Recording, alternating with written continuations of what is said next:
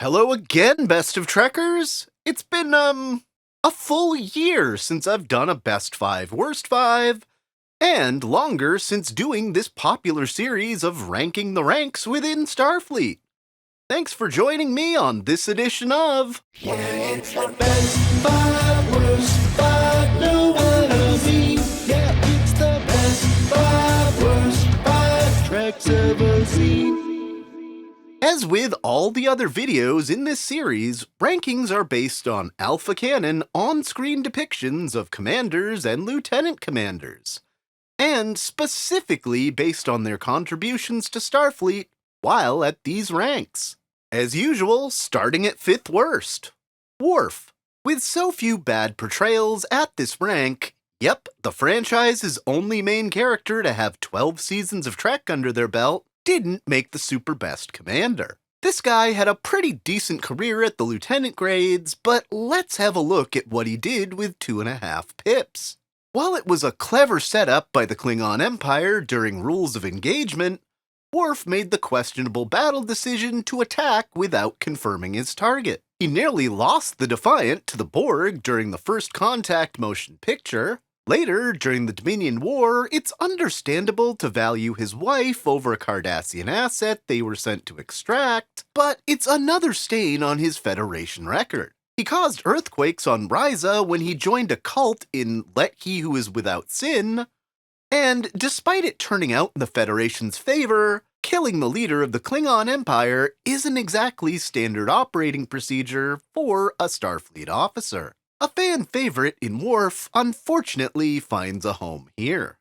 Number 4, Cal Hudson. The Starfleet attaché overseeing the Federation colonies in the newly created demilitarized zone with the Cardassians had his work cut out for him, since the other side wasn't fully honoring its agreements. It seems like he had a distinguished career before joining the Maquis, many apparently spent with his friend Ben Sisko, and unfortunately both having late wives that were also friends. Unlike Edington, at least Hudson cleanly walked away from Starfleet to follow what he believed.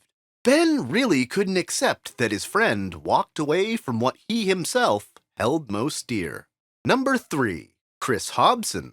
During the Klingon Civil War, Starfleet mobilized a ragtag fleet at the last minute and had to spread its commanders thin, to the point that this lieutenant commander was first officer to another lieutenant commander in Data. For a Starfleet officer whose main traits should be tolerance of other races and obedience to orders, Hobson had real problems with both, as he disrespects Data at every turn and attempted to ignore his orders because of prejudice against synthetic life. While it's nice that he saw the light of day by the end of Redemption Part 2, the fact he had these prejudices about more than just androids leads me to believe he should never have been promoted into the command rank.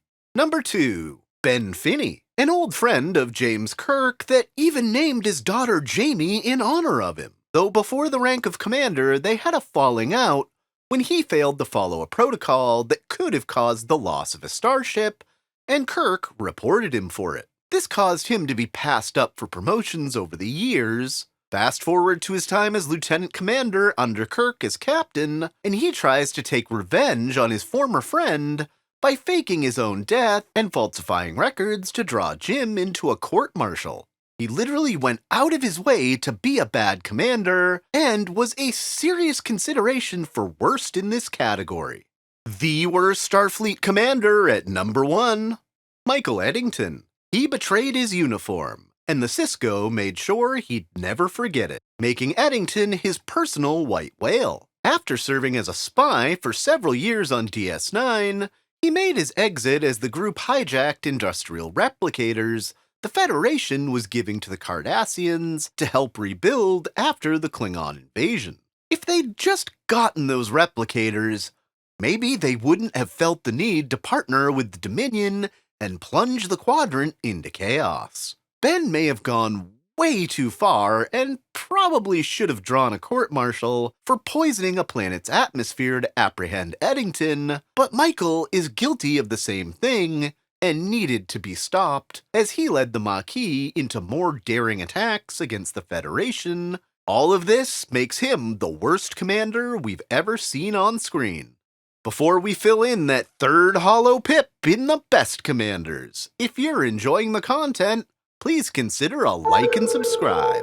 At 5th best, Montgomery Scott. Call him Scotty. This miracle worker was as good in the captain's chair as he was with a hyperspanner. We actually saw him in command of the original 1701 more than in engineering, as the Big Three had all the fun on the away missions, and managed to stave off Klingons playing games, madmen that don't know the right chess move, and all sorts of other tight situations.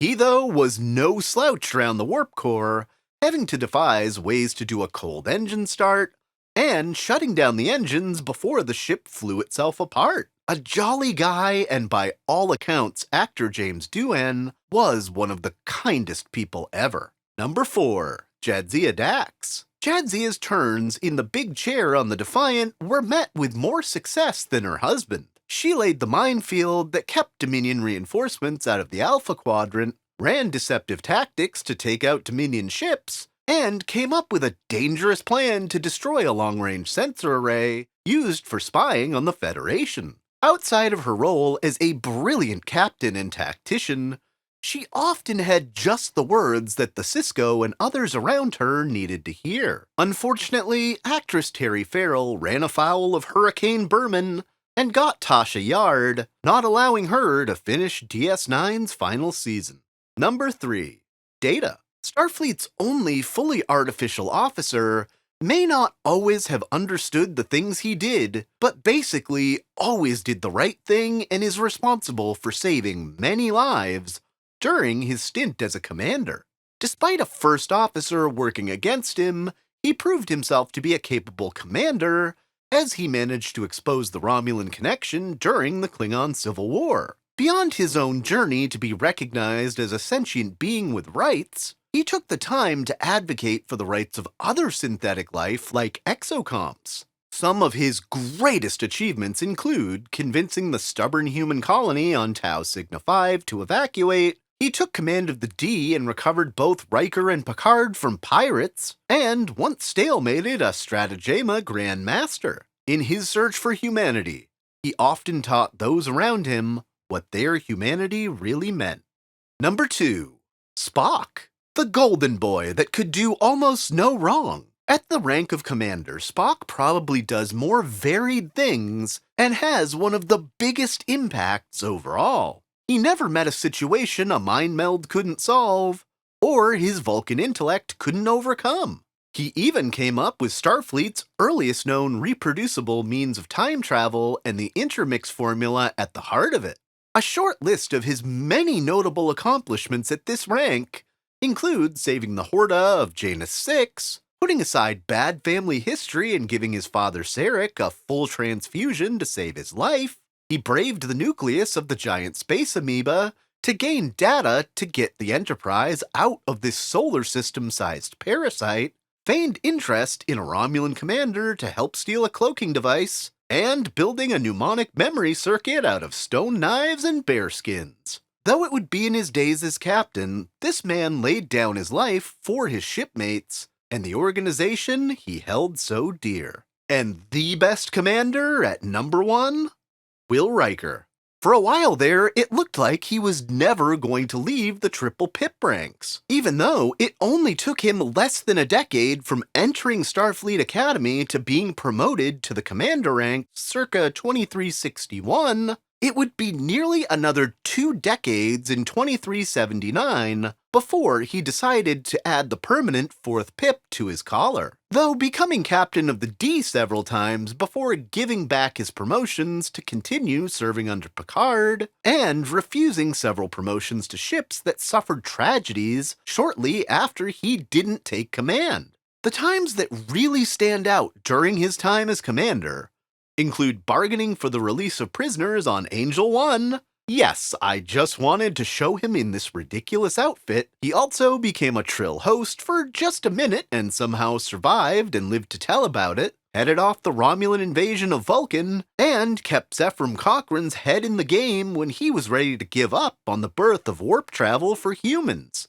Beyond his exemplary service record, he's generally one of the most charismatic officers Starfleet has ever had.